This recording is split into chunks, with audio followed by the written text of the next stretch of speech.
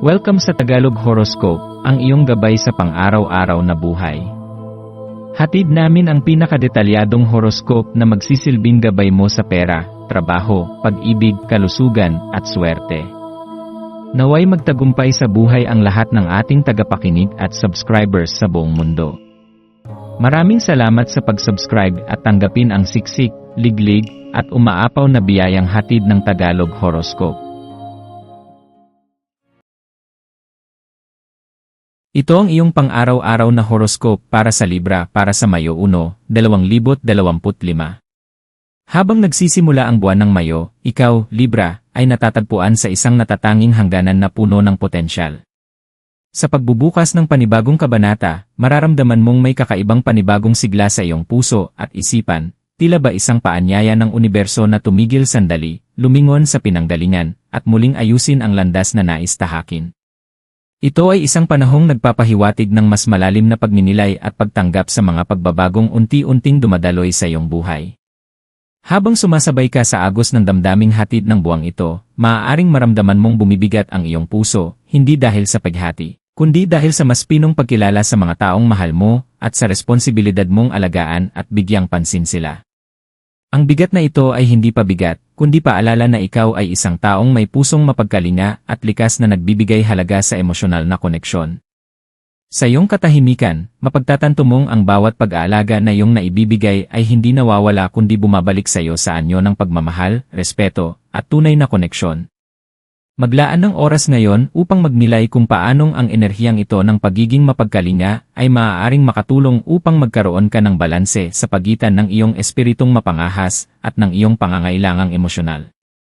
Ang kabalansang ito ay tila sayaw, may ritmo, may galaw, at may pahinga. Dito mo masusumpungan ang katotohanan na hindi kailangang isakripisyo ang iyong kalayaan upang makahanap ng lalim sa mga ugnayan, at hindi mo kailangang isantabi ang koneksyon upang ipagpatuloy ang iyong personal na paglalakbay.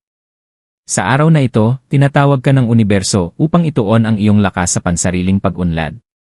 Hinihimok kang yakapin ang pagkakataong tuklasin ang mga bagong posibilidad sa iyong paligid, mga posibilidad na marahil ay matagal mo nang hindi binibigyang pansin o maaaring tuluyang nalimutan.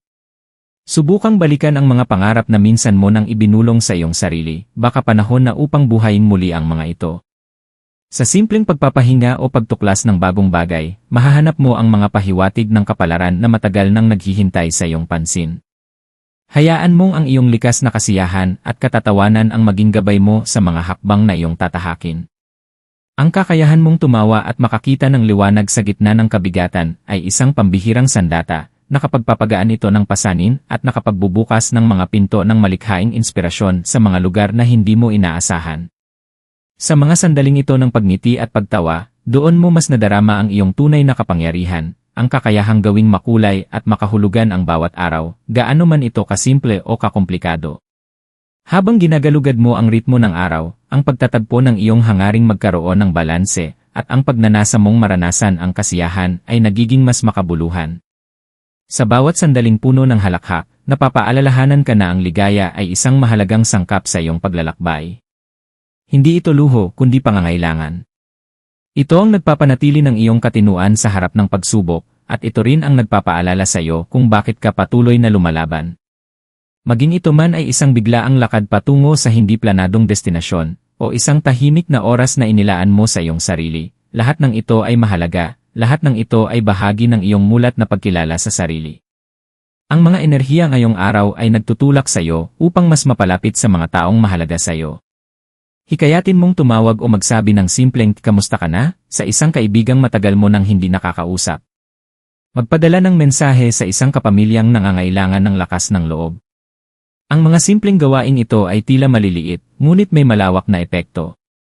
Ang iyong likas na kakayahang balansihin ang pangangailangan ng iba at ng iyong sarili ay magiging kapaki-pakinabang ngayon, at lalong maglalapit sa iyo sa mga taong nagpapahalaga rin sa iyo. Ngayong unang araw ng Mayo, naway ang iyong mga paglalakbay, maging ito man ay literal o espiritual, ay maging ligaw ngunit may pinanggagalingang ugat. Ang mga karanasang ito ay magtuturo sa iyo ng mas malalim na pag-unawa sa sarili, sa iyong mga pangarap, at sa iyong koneksyon sa mundo. Sa bawat hakbang, matututuhan mong yakapin ang hindi inaasahan, at sa bawat paglalim ng iyong emosyon, mas lalawak ang iyong pananaw sa kung ano ang tunay na mahalaga. Maswerte kang kulay para sa araw na ito ay maroon, isang kulay na sumasagisag ng lakas ng loob, katapangan, at lalim ng damdamin. Ang mga masuswerteng numero mo ay 12, 31, at 5, mga numerong maaaring sumalamin sa mahahalagang petsa, oras, o mga bilang na may kahulugan sa iyong kasalukuyang sitwasyon. Ang maswerteng gawain mo naman ay ang pagsulat sa isang journal ng iyong mga damdamin, pangarap, o mga bagay na iyong pinasasalamatan. Ang gawain ito ay makakatulong hindi lamang sa iyong mental at emosyonal na kalusugan, kundi pati na rin sa paglinang ng iyong intuisyon at pangunawa sa sarili. Bilang payo, huwag mong maliitin ang kahalagahan ng katahimikan.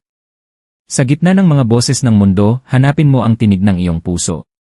Ito ang iyong tunay na gabay, ang iyong kumpas sa landas na nais mong tahakin. Kapag natutunan mong pakinggan ang sarili mo, mas madali mong maririnig ang mga mensaheng ipinapadala ng universo. Sa pagtatapos ng araw, pasalamatan mo ang iyong sarili. Sa lahat ng iyong pinagdaanan, sa lahat ng iyong pinili, sa lahat ng iyong pinagpasyahan, ikaw ay patuloy na bumabangon at naglalakbay. Ang bawat araw ay panibagong simula. Ang Mayo 1 ay hindi lamang petsa sa kalendaryo, ito ay paalala na sa bawat simula, may panibagong pag-asa, at sa bawat pag-asa, may panibagong buhay na naghihintay yakapin.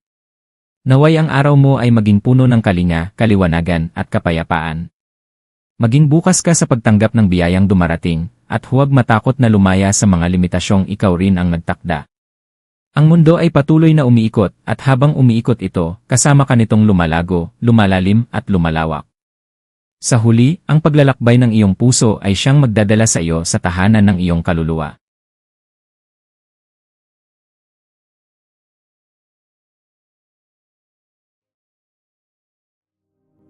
Tayo ay magkaroon ng kaunting sandali upang ipagdasal ang lahat ng mga dalangin ng ating mga subscribers, na sana'y matamo nila ang kanilang mga pinapangarap sa buhay, magandang trabaho, mabuting kalusugan, payapa at masayang pamumuhay, at siksik, liglig at umaapaw na biyaya at kayamanan.